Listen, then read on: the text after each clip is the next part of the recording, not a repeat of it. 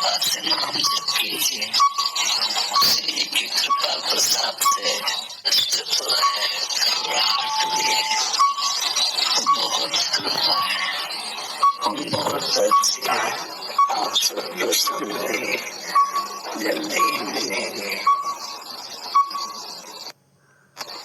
सर्दियों की एक शांत सुबह थी। आश्रम की हवा में तुलसी और चंदन की सुगंध घुली हुई थी। सूरज की पहली किरण जैसे ही धूप की तरह बरामदे पर पड़ी, प्रेमानंद जी महाराज अपनी छोटी सी चटाई पर बैठे ध्यान में लीन थे। उनकी उम्र अब 70 के करीब थी, लेकिन चेहरा अब भी ओजस्वी था, जैसे भीतर से कोई तेज चमकता हो। भक्त धीरे धीरे मंडप में एकत्र हो रहे थे। हर कोई उनके दर्शन पाने को आतुर था। कोई चरणों में फूल रख रहा था, कोई उनके आशीर्वाद के लिए झुक रहा था। पर उस दिन कुछ अलग था।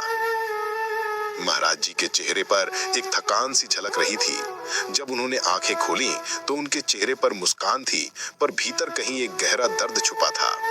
उन्होंने धीरे से कहा, शरीर मिट्टी का है पुत्र, ये तो एक दिन थक ही जाएगा, लेकिन आत्मा तो अमर है, उसे कोई बीमारी छू नहीं सकती। उनकी ये बात सुनकर भक्तों के मन में एक अनजानी बेचैनी उठी।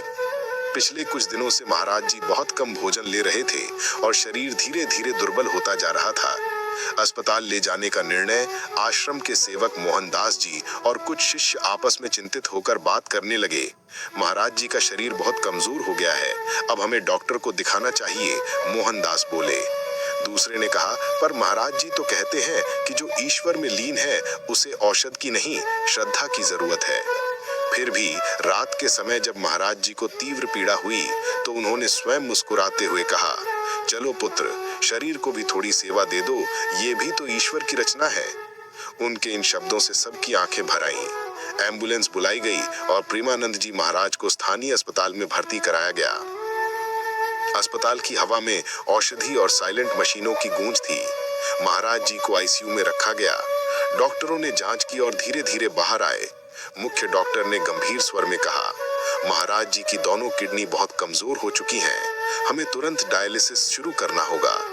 ये सुनकर सब भक्त स्तब्ध रह गए। किसी की आंखों से आंसू गिर पड़े, किसी ने माला कसकर पकड़ ली।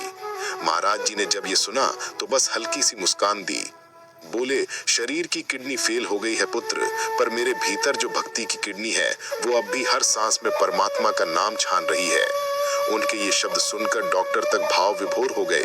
नर्सें भी कहने लगी कि ऐसे मरीज हमने नहीं देखे जो अपनी गंभीर बीमारी में भी इतना शांत हों।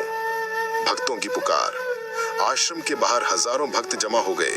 कोई जाप कर रहा था, ओम नमो सद्गुरुवे नमः, तो कोई दीवारों पर दिए जला रहा था। किसी ने आंसुओं में डूबकर कहा, भगवान जी हमारे महाराज को ठीक कर दो, हमसे उनकी पीड़ा नहीं देखी जाती। अंदर महाराज जी आंखें बंद करके धीरे धीरे बोले, मत रो पुत्र, जीवन का सार यही है, देना न कि पाना। शरीर जब तक है सेवा करो, जब ये नहीं रहेगा तो आत्मा सेवा करेगी। उनके ये शब्द मानो पूरे अस्पताल में गूंज उठे। डॉक्टरों ने कहा, महाराज जी का ब्लड प्रेशर स्थिर नहीं है, पर इनका मन स्थिर है, ये आश्चर्य है। गहन रात का क्षण। रात गहराती जा रही थी। आईसीयू की मशीनें बीप बीप कर रही थीं। महाराज जी ध्यान में थे। एक नर्स ने देखा कि उनके चेहरे पर हल्की मुस्कान थी, जैसे वो किसी अदृश्य लोक से संवाद कर रहे हों। धीरे से बोले, प्रकृति कह रही है लौट आओ, लेकिन अभी मेरा एक काम बाकी है, मैं अपने भक्तों को सच्चे ज्ञान का उपहार देकर ही जाऊंगा। इतना कहकर वे कुछ क्षणों के लिए मौन हो गए। कमरे में एक दिव्य सा प्रकाश फैला। नर्स घबरा गई। डॉक्टर दौड़ते हुए आए। उन्होंने देखा सब कुछ सामान्य है, लेकिन वातावरण में एक अनोखी शांति है। अस्पताल की रात लंबी थी। बाहर हजारों भक्त ओम नाम का जप कर रहे थे।